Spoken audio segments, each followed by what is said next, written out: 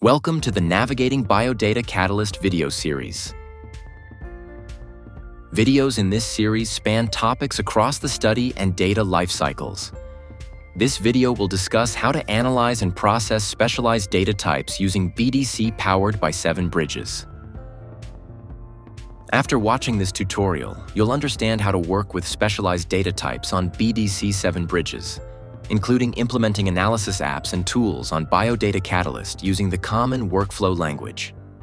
Implementing the functions described in this tutorial will require access to a BDC project with an active billing group. To follow along with this video, we recommend that you've identified an analysis tool that has been produced in a self-contained Docker environment that you would like to implement on the platform to analyze your data.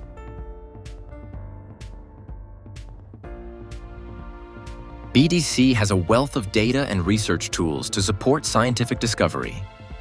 However, sometimes you'll encounter data types that don't have readily available apps and workflows within the ecosystem for processing and analyzing data. The flexibility of the BDC Powered by 7Bridges cloud computing platform enables users to bring existing open-source tools and libraries to the ecosystem and apply it to hosted or user-supplied data within your project.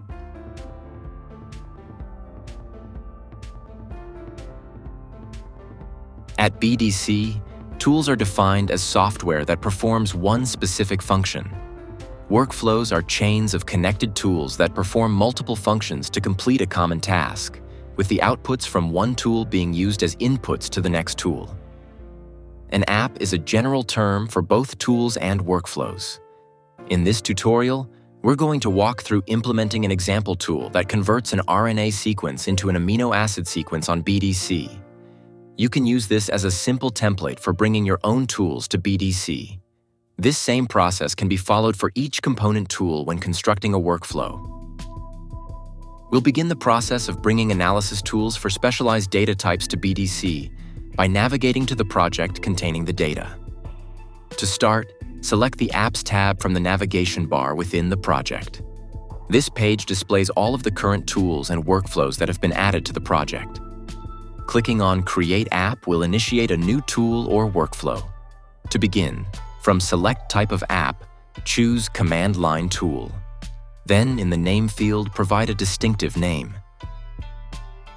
For most cases, the default version of CWL is appropriate, but other versions are available for legacy applications.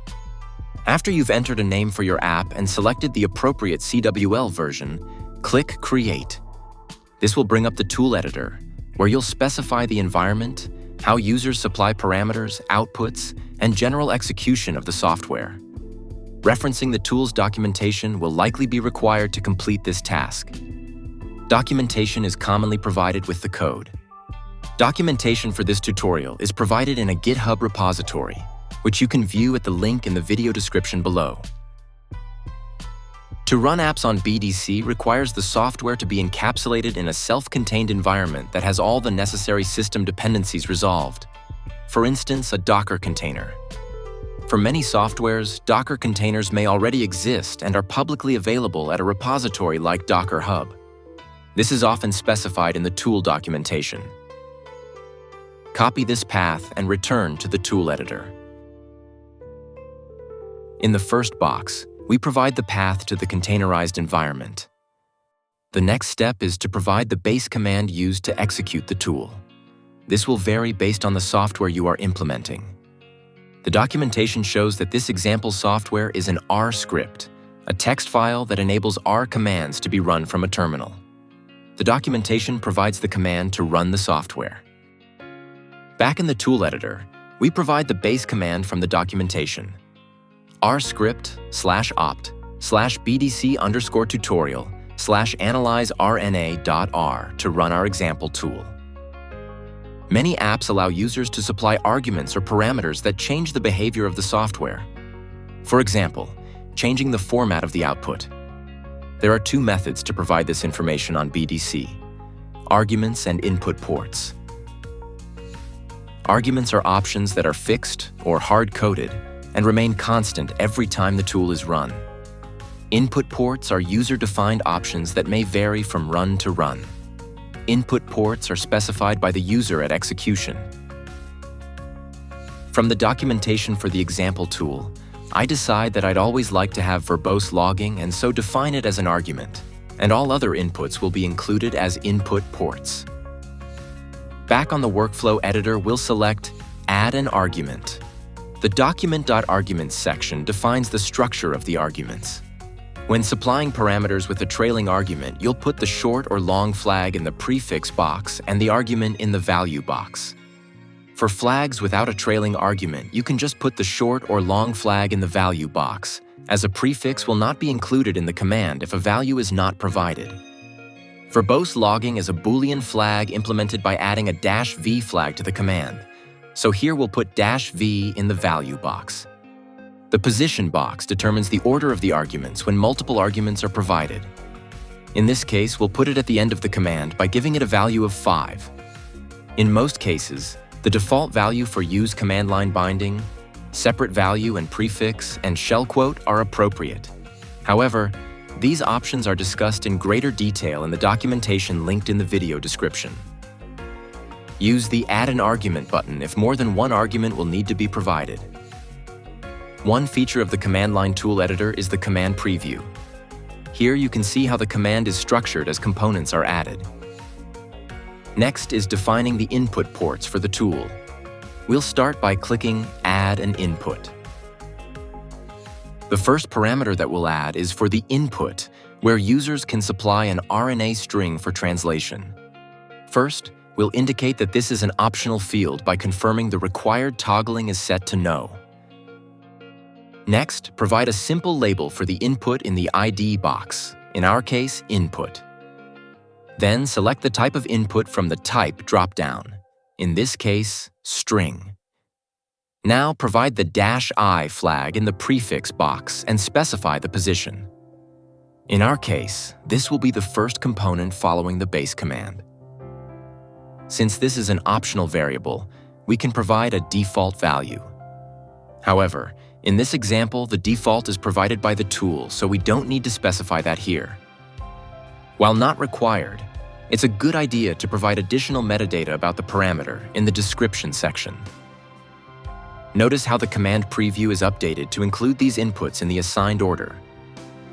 We'll use the Add an Input button to similarly provide information about the remaining parameters. 3. Write, Outfile, and Help. Be sure to check the command preview to ensure that it looks as expected. Now we need to specify the outputs of the tool that should be retained. According to the documentation, this tool can have up to 2 output files, a tab delimited log file, and an optional text file of the translated amino acid sequence. Outputs will be specified in the Output Ports section. We'll begin by clicking Add an Output. We'll define each output on the right. We'll choose to require the log file by toggling the required feature from No to Yes. The ID for this file will be log. And we'll select File from the Type dropdown. The glob field is for providing a pattern with wildcards to identify the output file or files from the directory listing. The name of the log file can change based on user input, so we'll provide a pattern. In this case, it's the only file produced by the tool with a .log extension, so we'll provide star.log for glob. Further information can be provided about the file in the description section. We'll click Add an Output and follow the same method to add the optional .txt file. Once all of the arguments, input, and output ports are defined, the final steps will be to specify parameters about the analysis environment, including the recommended memory and compute needed to run the app. These values inform the job scheduler about the size of the computational resources needed to run the tool so that it can automatically request a large enough compute instance. Appropriate values are often provided in the tool documentation. For this demonstration, the resources needed are relatively minimal. We'll use 8,000 megabytes for memory, or 8 gigabytes, and 2 CPUs. There are many other options that you can use.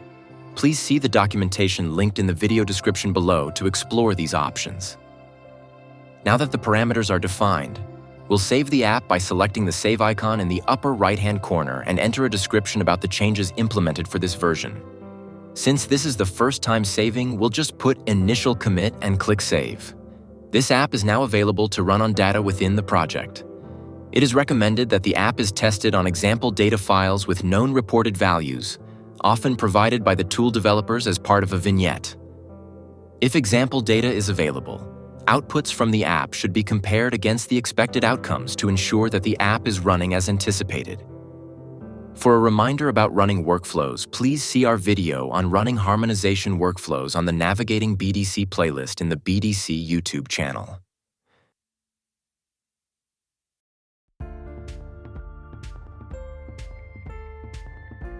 Revisions to the app can be made by selecting the three dots to the right of the Run button and selecting Edit.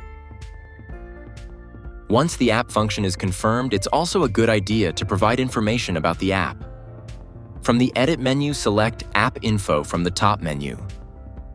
From this page, you can add a description and other helpful information.